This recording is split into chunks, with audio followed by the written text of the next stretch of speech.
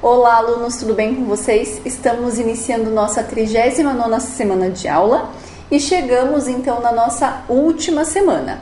Hoje a professora preparou algumas atividades para vocês que alguns alunos do presencial já realizaram, tá? Então prestem atenção em algumas revisões e aí depois vocês vão fazer algumas atividades no caderno de português. Então, relembrando, acento agudo, ele indica um som aberto, como por exemplo, avó. Acento circunflexo indica um som fechado, como por exemplo, avô. Em casa, falem avó e avô para vocês identificarem o som aberto e fechado, tá? Tio, ele é colocado então sobre as vogais A e O e ele produz um som nasal, como por exemplo ali mãe, balões, fogão ou fogões e assim por diante. O hífen, ele é usado para várias coisas, a professora colocou ali alguns exemplos. Então, ele é usado para separar as sílabas, como ali floresta. É usado para ligar palavras compostas. Lembra das palavras compostas, que é composta de duas ou mais palavras? Por exemplo, Ana Júlia, beija-flor, arco-íris, guarda-sol, guarda-chuva e assim por diante, tá? E também o hífen é usado para ligar o pronome ao verbo. Então, por exemplo, ali, mostra-lhe, é usado hífen.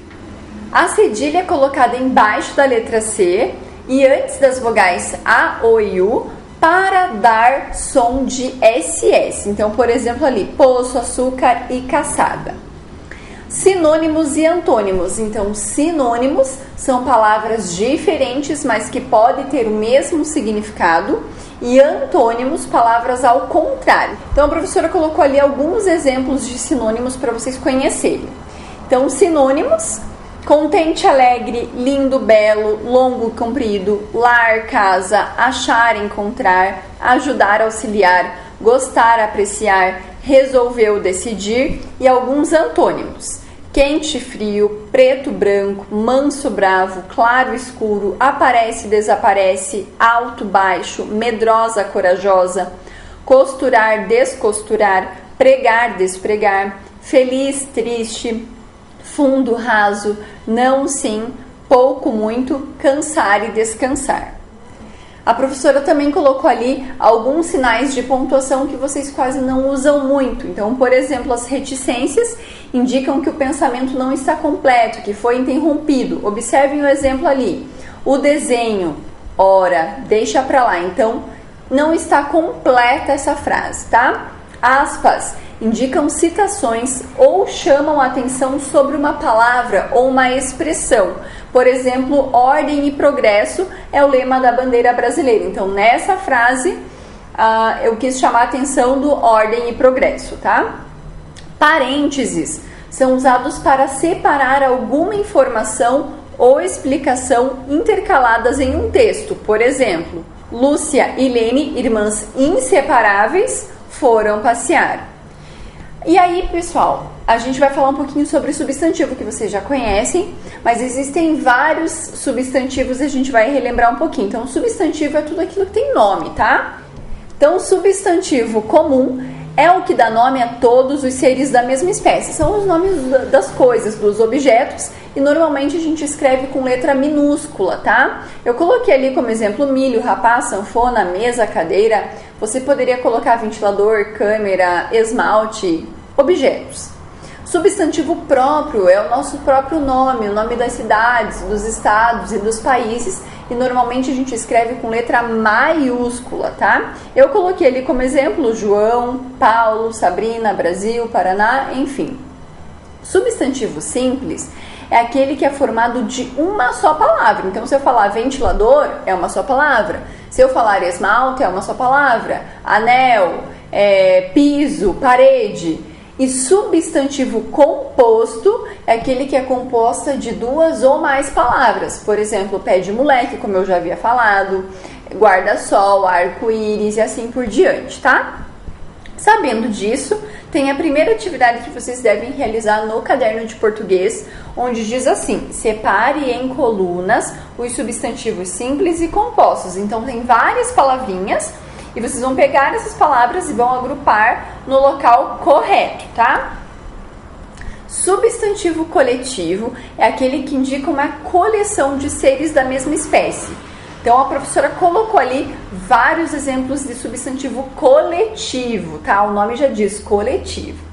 Então, alfabeto de letras, alcateia de lobos, esquadra de navios, arquipélago de ilhas, bosque de árvores, banda de músicos, bando de aves e de crianças, batalhão de soldados, biblioteca de livros, boiada de bois, ramalhete de flores, cacho de bananas e de uvas, cardume de peixes, colmeia de abelhas, constelação de estrelas, discoteca de discos, enxame de abelhas e de insetos, esquadrilha de aviões, exército de soldados, feixe de gravetos, manada de elefantes, matilha de cães, molho de chaves, multidão de pessoas, pilha de pratos, praga de insetos, quadrilha de ladrões, réstia de cebolas e de alhos, tropa de cavalos, turma de trabalhadores e de alunos e vara de porcos. Sabendo disso, coloquei uma atividade ali, que é a atividade número 3, onde vocês vão dar o coletivo. Então, qual é o coletivo de formiga, de abelhas, de peixes, elefantes, porcos, insetos, cães e carneiro? Vamos falar novamente um pouquinho sobre o substantivo, agora feminino e masculino. Então, antes do feminino, antes de algum substantivo feminino, normalmente a gente usa a, as, uma, umas. E no masculino, o, os, uns, tá? No singular e no plural. Por exemplo, se eu falar o penal, é um substantivo masculino. Não tem como eu falar a penal ou uma penal. Eu falo o penal, os penais ou um penal, tá?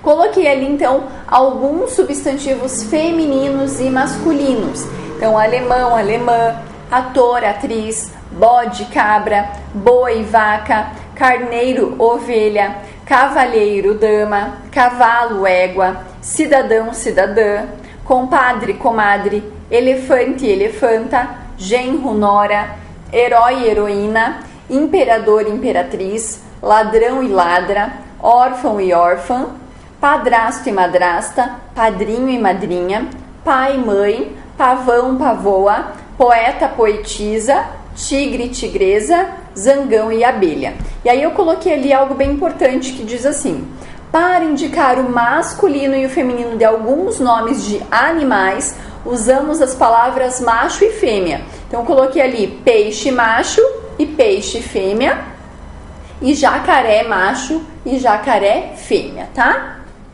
E a última parte de hoje, número 4, passe as frases para o masculino. Então está no feminino, por exemplo, mamãe comprou uma galinha, você vai passar para o masculino. Papai comprou um galo, tá? E na número 5, escreva as frases no feminino e também no plural. Então, por exemplo, o rei comprou cavalo, as princesas compraram éguas, tá? Além de passar para o feminino, também tem que colocar no plural, beleza? Por hoje é só, pessoal. Vocês também vão ter que fazer as correções de algumas atividades. Beijos, qualquer dúvida a professora estará à disposição.